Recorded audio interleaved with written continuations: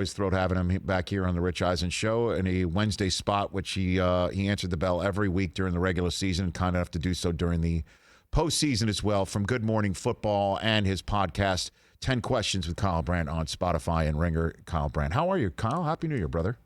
Happy New Year to you too, Rich. I'm great. It is such a small portion of the year that we get football this exciting. Not as small as Dufo on the YouTube picture, but still Nice. all but small nonetheless. Well done, Kyle Brandt, everybody. Coming in. Well done. Coming Thanks, in Kyle. hot. Coming in hot, everybody. So do we know who came up with Super Wild Card Weekend? Do we know who came up with that? Super. Rich, it Wild sounds Card like Weekend. somewhere where you would have a microphone giving away cash and prizes. Hey, everybody. It's Wild Card Weekend. Hey, coming up after Ultimate Tag. It's time to play some Super Wild Card action.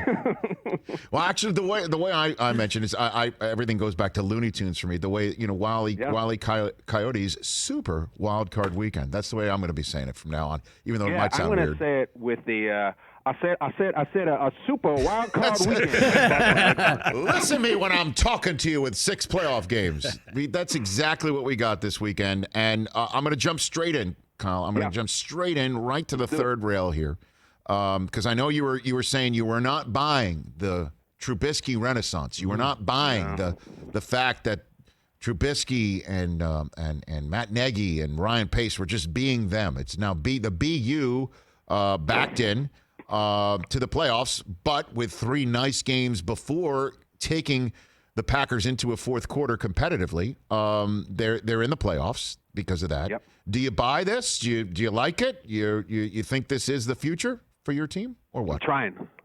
I'm trying to be positive in 2021, Rich. I think I'm trying to be positive. I'm trying to get a foothold on how the Bears could win this game. I'm racking my brain. Okay. Even down to the point where the finest moment for the Chicago Bears organization took place in the New Orleans Superdome in January of 1986 when they won the Super Bowl. They're going back to the scene of that. But that's where I'm at. I'm scraping by from 35 years ago. What's killing me, if to really get into the game, is Roquan Smith might not play in this game. He's banged up, left the Packers game, has an elbow injury. If he does not play, I think Alvin Kamara might have 13 touchdowns. It might be that bad because he's so important. The reason they drafted Roquan Smith is to play games in domes against really fast offenses and go sideline to sideline. If they don't have him, I feel like it's just going to be a release to hounds for the guys with the fleur-de-lis. And as it pertains to Mitch, it's this classic syndrome of the worst thing you can be as an NFL quarterback is decent. You just be bad or be great. Like, please don't be decent, because then we don't know what to do with you. And it's just that it was a classic Trubisky, is the most difficult boyfriend to break up with ever, because at the second he makes a mess of himself, he shows up with roses and diamonds, and that was the winning streak to end the season. And then we got the Packers. So it's such a difficult, hellish purgatory to be in, which doesn't really make sense, but that's what Trubisky is, hellish purgatory. Well, I think the silver lining in all this, Tell me one. Here it is that, while you're still wondering, is this Fugazi Trubisky or real Trubisky, and a decision is going to have to be made. And I do think the answer is let him hit the free agent market and then sign him at a cut rate after his market value is determined. If he's up for that, or move on. And that said, we can figure that out for another day, though. But David Montgomery is a real thing, though. I think that's. Oh my gosh! I think that's been determined.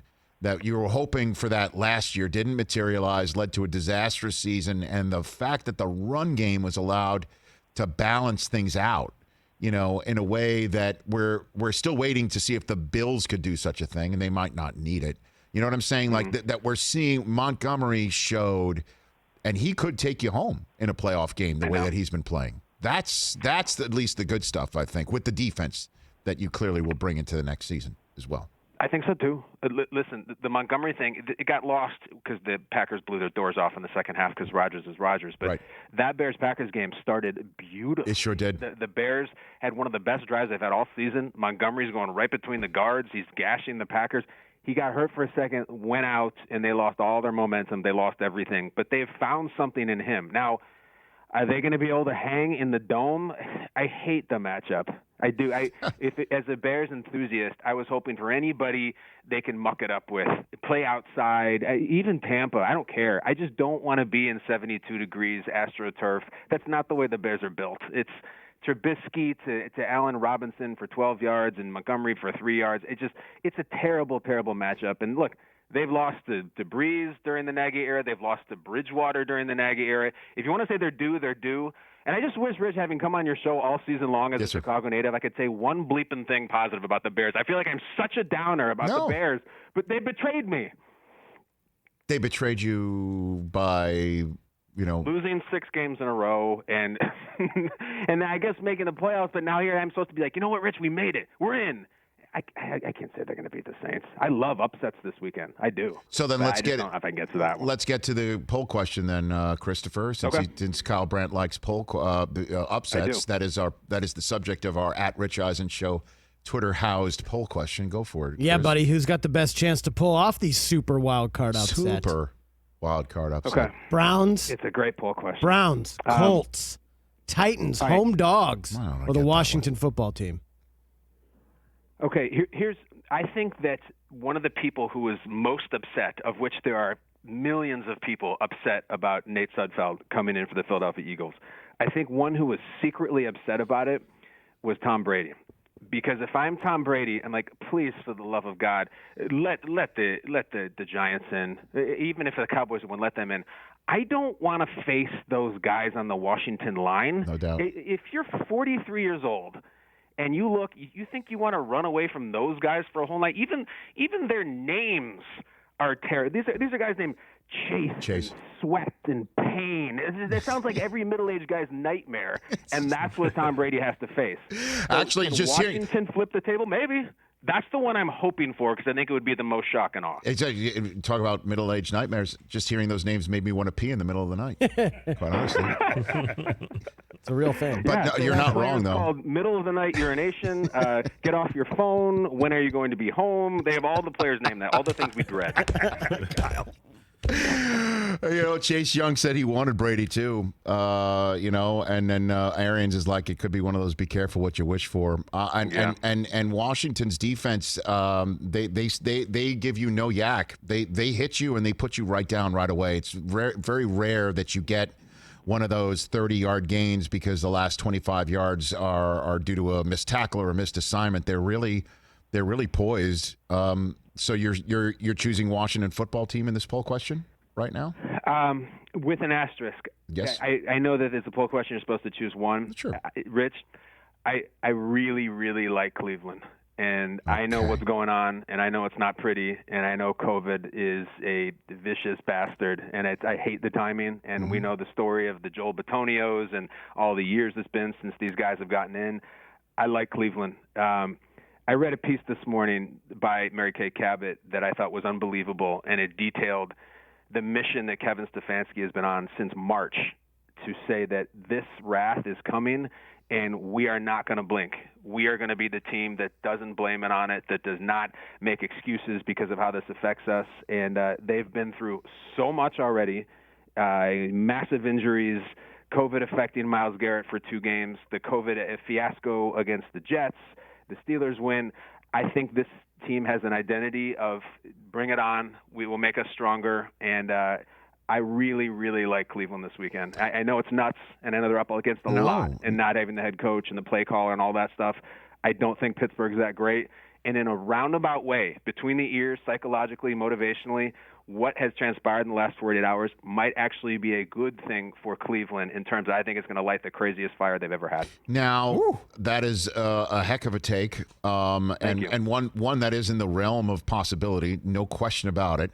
Because, as you know, in the NFL, adversity is initially absorbed and then eventually attempted to be turned into opportunity. Sometimes, though, the adversity is too much, say, having the wrong play call dialed up, just as T.J. Watt is turning somebody into a turnstile. And, that can't be avoided. As much as Stefanski can download Alex Van Pelt with whatever he thinks he can, that can't be avoided. But the Steelers were your preseason pick for the AFC. What do you think happened, Kyle? What do you think happened with this team? Okay, so I think that they got wildly fatigued emotionally, physically. They eventually ended up losing on a Wednesday night. It's a very strange game. Right. And then I think there was absurdity where they were pissing teams off by dancing on their logos, and I don't think that was trivial. I don't think that was inconsequential. I think it played a huge role in the momentum of the Cincinnati game. And listen, they cannot run the ball. People are screaming at Pittsburgh, why don't you run the ball? I don't understand. All the good Steelers teams can run the ball. They can't. They know they can't. They've tried. And this is when I was terrified about the Pittsburgh Steelers in the playoffs. It wasn't when they lost. I don't care if they lose. I never thought they'd win all their games. I never even thought they'd go 13-3. They had a goal line sequence a couple of weeks ago where they had a 1st and goal, and they ran the ball, and they got absolutely stuffed. And the rest of the plays they ran on the 1-yard line from the shotgun. And I'm like, this team can't win the Super Bowl. You can't do that. And your receivers aren't that good. They're not good enough to win a Super Bowl when you run shotgun plays on the 1-yard line. That's when I was worried about them. Emotionally, they've been through some stuff, and physically, it's not that they don't run. They can't. And you can't win like that. I hear you. The name Josh Dobbs has been bandied about this week, too. That one is because I find that fascinating. I don't know how you get him on the field. And I don't know how you get him on the field to provide the rushing, which is what that's why I think they'd put him on the field. Clearly, it's not to put him on the field to read defenses and push the ball down the field, because obviously your first ballot Hall of Famer is superior at that. But if you do have trouble gaining yards on the ground and you need to open things up, what a fascinating name to be throwing out there, because he's extremely talented. I just don't know how they put it together like that. They have to have some sort of idea, right, Kyle? I mean, you do the Taysom thing maybe. He's not Taysom, but he does bring his own thing.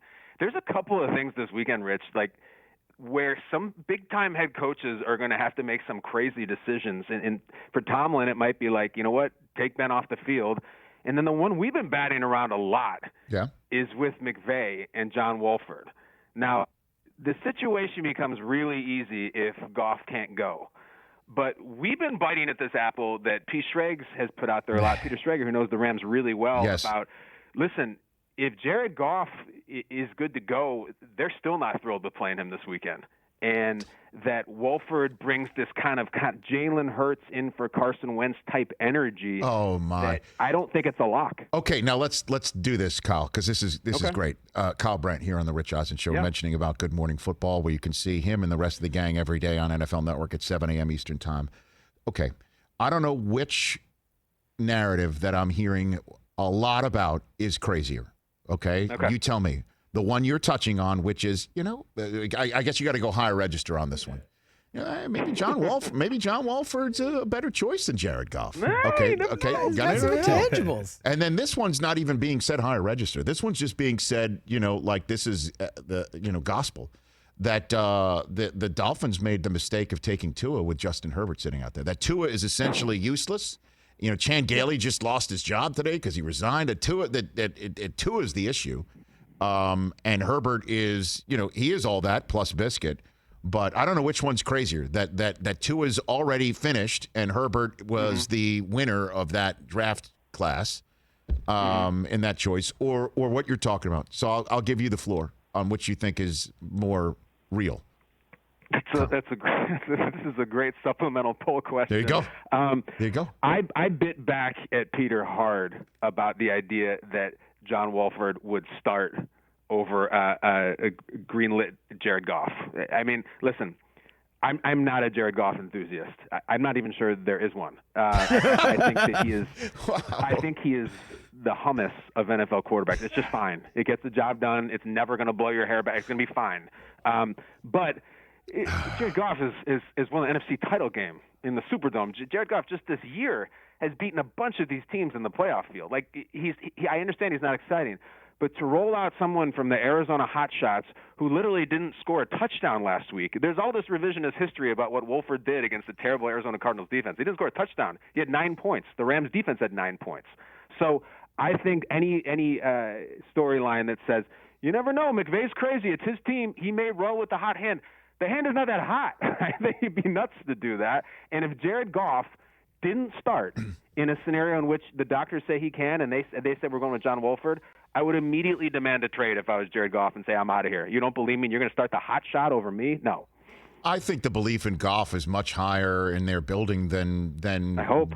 Well, I think it is. I really believe it is, And I guess if he's the hummus, that would make McVay the celery stick that is the delivery method of the hummus. I don't know. You dip in. I think give you one of those little carrot stick pretzel chips. Okay, very good. I go with those, but heavy. and then you can't put John Wolford in against Jamal Adams where Jamal Adams doesn't even know where he's coming from. But the Arizona hot shot's going to figure that out pre-snap what to do. I mean, not a shot, not a shot on planet Earth, I don't think. But what do you think? So are you saying how do you view the narrative of Herbert over Tua? Case closed. That's it.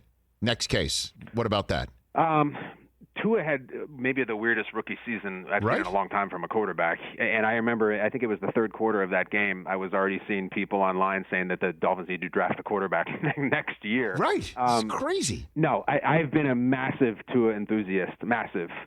Just for what he's been through, his ability, I think it was a disastrous, as worse as a Week 17 could get, and he was terrible. And if Fitz had been healthy in that game, I think Flores might have put him in after one series. No doubt. I think the leash might have been that short. First quarter. Yeah. We would have seen him in the first quarter. First quarter for sure. Is that where you have it, first quarter? Oh, yeah. Oh, you could see the way that was working. You could see the way that was working. So too. But I can't say, no, to a control-alt-delete, reset, we're done. And listen, Herbert, I'm not sure Herbert's going to be Joe Montana either. I don't know if he's going to be the best in the class. Joey Burrow was really, really good when he got hurt. So, no, I'm not jumping to any of those conclusions. I'm still going to double back and say the Wolford take is way crazier than that one. Before I let you go, I know you're a big pop culture guy as well. We came up with a pop culture reference for Josh Allen, Kyle. Okay, I can't wait. All right, what do you got? He's the Mandalorian at quarterback. Oh, that's perfect. He just stands there in his armor, keeps his helmet on until the job's done, and he'll never, and this is the way. He just stands there and just destroys everyone in front of him. We figured out Cole Beasley is Baby Yoda, if you really want to keep on it and expanding this analogy. But he's the Mandalorian. He just stands back there, and he'll take the shots, he'll take the hits, but that armor is impenetrable. And he will take what is in front of him to complete the mission. What do you like that? This is excellent. Look at that! We even put the helmet on him. Diggs as the Gina Carano warrior with the huge firepower, the acquisition that the Mandalorian makes in the middle of the season that he needs more firepower. Yes. He gets that. I think that right now this weekend that would make Phillip Rivers the Giancarlo Esposito. Yeah, the Moff Gideon. He's the Moff Gideon. He's the Moff Gideon. Yep, absolutely. Yeah. I don't want to go too deep into it for any spoiler alerts, but I really like it. And he's in possession now of the dark saber. So that is the Bills' offense, the dark saber. We had another one, Rich, that's really related to that. Mm-hmm. We're talking about how there's 7,000-ish Bills fans are going to be allowed for the first time in the game. And that I think that with all these years and all this deprivation they've had this year, the 7,000 Bills fans are the equivalent of 70,000 other teams' fans. It is like they said the 300 Spartans were like 10,000 other men when they were united in their fierceness. So I think the 7,000 Bills fans are the 300 Spartans as they watch The Mandalorian. Well, I don't know how they're going to handle the crowd and allow them, in the stadium, how they're going to allow them in the stadium or in the parking lot. But wherever the perimeter is, there will be a table and someone will jump on it and it will be on fire. And the people, it's a 1:00 Eastern game, so I guess the drinking starts at midnight. So here we go. And they can't be more fired up. This is going to be, and it's a hell of a matchup. Phillip Rivers, maybe in his last game of his career, potentially against Josh Allen, and the running game of the Colts trying to slow down what the Bills are going to do. And it's Frank Reich, of all people, that can one and done this team in their big moment. First time since, Frank was on the team. Frank was on the team last time they won 13 games. I mean, that's why it's a super wild card weekend, Kyle. Literally. Super, super wild card weekend. I'm very much looking forward to seeing The Mandalorian. I think Rich on the first play from scrimmage is going to go in the huddle and call the deep shot to Diggs and say, This is the play. This is the play. I like it. Look, we're workshopping it. We're workshopping it. Go forth and use that on Good Morning Football, Kyle. We'll look forward to it tomorrow morning, my man. Excellent. Well, we'll see you tomorrow morning. And when your pod comes back in action later this month, or when do we get? Next couple of weeks. We're actually lining up our personnel now, and we will come back surging 10 questions. It's awesome. It's a game show. It's a talk show. It's all the stuff that you and I love, Rich. People will love it. I hate to reveal it. Kyle Brandt's first guest on 10 Questions with Kyle Brandt. Nate Sudfeld is going to be his first guest. He's coming on. Yep, because we were going to go with Jalen Hurts. We said, nah, screw it. No, you like Doug Peterson. You just want to see what you got. Nate Sudfeld, and that's it. That's the way you roll. So. The integrity of the pod, Rich. That's all I have. Thanks for the call, Kyle. We'll chat soon. Of course, Rich. You do. The one and only Kyle Brandt. Hey, buddy. Hey, you watched all the way to the end. Thanks for that. Watch more right here.